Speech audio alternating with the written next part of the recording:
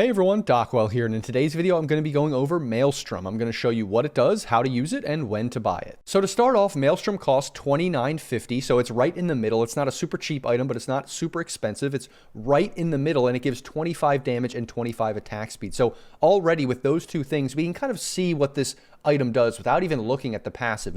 It's kind of a mid-tier item that carries or carry-like mids and off lanes are going to buy for the most part. And then the passive is actually very, very important because it gives you this passive chance to proc a lightning strike that bounces between enemy targets and does damage to them, which is very, very important because that is the main thing that allows this item to be one of the quintessential farming items in the game. So if you didn't know, farming items are usually Battle Fury, Radiance, Maelstrom. Those are actually the three main farming items. You can have other farming items such as Echo Saber and other smaller items that you build in the beginning part of the game. Even Blade Mail can be one, but those aren't like direct farming items. They're almost tangential farming items. They're items that heroes buy because they already have some kind of farming mechanic within their kit. Maelstrom is one of those where maybe you have good attack speed already, or maybe you're just a carry in general, but you need some item that allows you to cleave through and clear through creep waves and creep camps.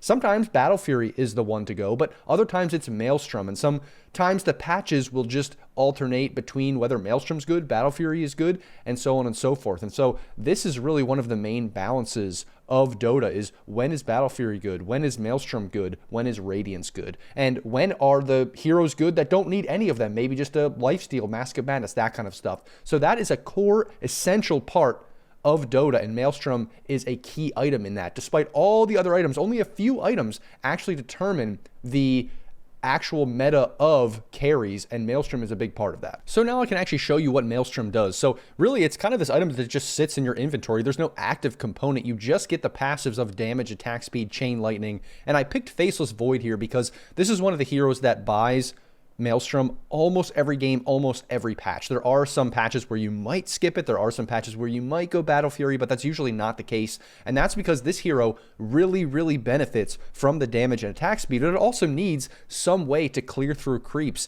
But doing extra damage is also good. So if we just watch as Void hits these axes here, we can see that not only am I proccing my time lock, but every once in a while I will proc that chain lightning and it bounces around to all the other axes and does damage to them. This is the same thing with any enemy or enemy creep in the wave or neutral creep. So honestly, it's just that straightforward. It's very simple. It's a very easy item to understand, but it does amp up your damage a lot. Then there's also one other thing that is important to know about Maelstrom that I didn't really show you yet. So it actually bounces between 4 targets within a 650 radius. So from this axe to this axe, that's a little bit far, but because it can bounce between all of these, it will bounce through all of these axes to the last one. But the other important thing to note is that Hoodwink is a very good example of a hero that has an ability that is physical damage that also uses attack modifiers. So basically, when you use Acorn Shot, this is a great one because it also bounces between enemies, and then these procs with each bounce make a lightning charge that comes out that does insane damage. So any hero like this, Pango, a lot of other heroes that have these abilities that use right click can benefit a lot from Maelstrom. It amps up the damage that Maelstrom gives even more. So let me just show you how that works. Basically, you just press Acorn Shot on an enemy, you see the Acorn Shot bounces around, and a bunch of those procs come out. So not only did we do a ton of damage to this axe right here, we actually did a ton of damage to this one as well because the Acorn Shot hit that one a few times and all of those procs throughout. So that is a perfect example of how Maelstrom can amp up the damage of a hero a lot. Even though you're only giving that 25 damage and some attack speed, it makes the damage in a spread way to clear through creep waves and just in general a lot more, especially on these heroes that have attack modified abilities. And now to answer the question, what heroes like to buy Maelstrom? Well, I already kind of talked about that a little bit. Faceless Void is a perfect example because this hero doesn't really have any way to farm super quickly. Yes, the bash does more damage and that can be good for a single target, but you want a way to clear through a bunch of creeps very quickly. And so Maelstrom is great, not only to amp up the damage that you're doing in general because it gives you damage, it gives you attack speed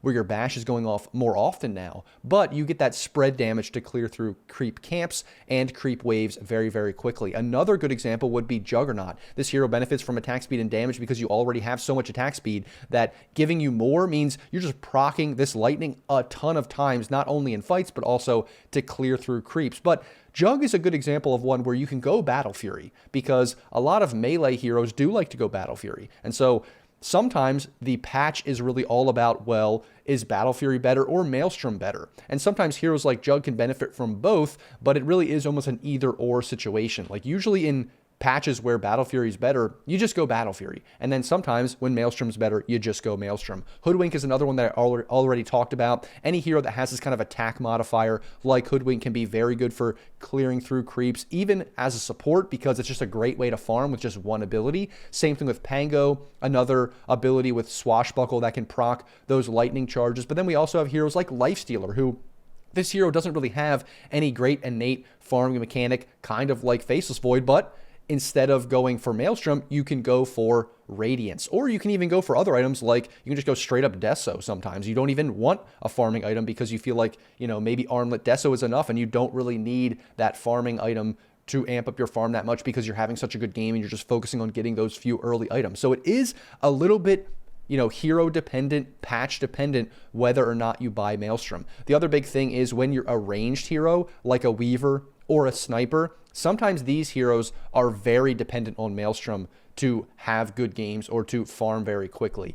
You know, Weaver's one that kind of like a Lifestealer, you could go for a Deso, you can go for these other small items, but Maelstrom is usually going to get picked up in most games because it is so good at amping up this ranged hero's farm, and you don't buy Radiance very often. You definitely don't buy Battle Fury. Same thing with Sniper and other heroes that are ranged. Like, if you need a farming buff to a ranged hero, it's probably going to be Maelstrom in a lot of different cases. And then the last thing to show you is how to build it and when to buy it. So if we look down in the bottom right corner here, we can see Maelstrom, 2,950 gold, made from a Mithril Hammer, which is the most expensive, a Javelin, and Gloves of Haste. So actually, I think Gloves of Haste was introduced as a component to this item in the last couple of years. Before, it used to be just a Javelin and a Mithril Hammer, I think, when Javelin was more expensive. But it is important to note that there's a reason for all three of these items. Obviously, you get the damage and the attack speed. The damage comes from Mithril Hammer. You only get one more damage from the Mithril Hammer when you actually upgrade it to Maelstrom. And the attack speed, the 20 from Gloves of Haste, becomes 25 from Maelstrom. But the other big important part is the Javelin. So if you didn't know,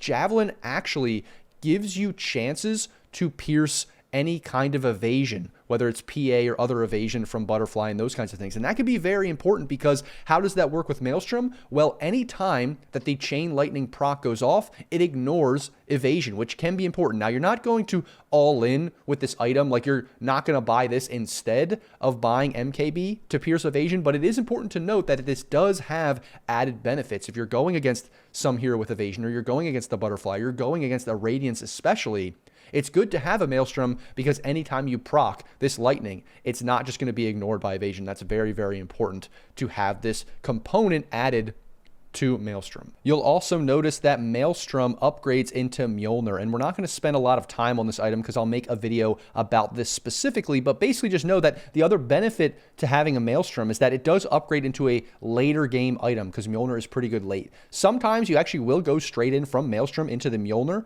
at like a very early time, and sometimes it's just that at least you can upgrade this later and you don't have to worry about it taking up a slot and being about a 3,000 gold item. Like sometimes, you know, Echo Saber, something like Desolator, these items, it's kind of awkward because it's a pretty early item that you're going to purchase. It's a very good item early on, but then later in the game, 40, 50 minutes, it gets to be a little bit cheap and not as good as some of the other late game items that are more expensive. Well, that's not really a problem as much with Maelstrom because you do have that upgrade path to Mjolnir. Then the other big thing to note is that because Mithril Hammer is most expensive and Gloves of Haste is pretty cheap, you're probably going to be buying Gloves of Haste first, then Javelin, then Mithril Hammer. You can go Gloves of Haste, then Mithril Hammer. It just depends, but usually you're going to go cheapest to most expensive in the game with Maelstrom. And when do we actually buy this item? Well, we buy this item pretty much first item. Almost every time you're going to be buying a Maelstrom, you're buying it after your treads, maybe after a Wraithband, a magic wand, and in rare cases like with Faceless Void, sometimes you actually go for a Mask of Madness first because you need the lifesteal, and then you go back for a Maelstrom, but you're buying it first item, minimum, maybe second item. And so that is basically when you're going to be buying this very early game item for farming directly out of the laning stage. You get your first small items and then you go right into this. Sometimes it is possible for Wind Ranger, let's say, is a good example, to buy just a Javelin straight up, because as soon as you hit 6, if you get this Javelin that does a little bit of extra bonus magical damage, can pierce evasion, that can really help with your ultimate. But that's a very rare case that you're going to like rush the Maelstrom before finishing like treads and some other smaller items. But that's mainly when you're going to be buying Maelstrom. You're not really going to buy Maelstrom once it gets to the later 20, 30, 40 minutes. Like, you have already made the decision to go down a certain path with Radiance, Battle Fury, Maelstrom, whatever. You're not going to go back for it at any real time in pretty much any game. And that, everyone, is Maelstrom. I hope this helped you understand the item, what it does, how to use it, and when to buy it. As always, guys, if you liked the video, don't forget to like, comment, and subscribe. Thanks for watching, and I'll see you in the next video.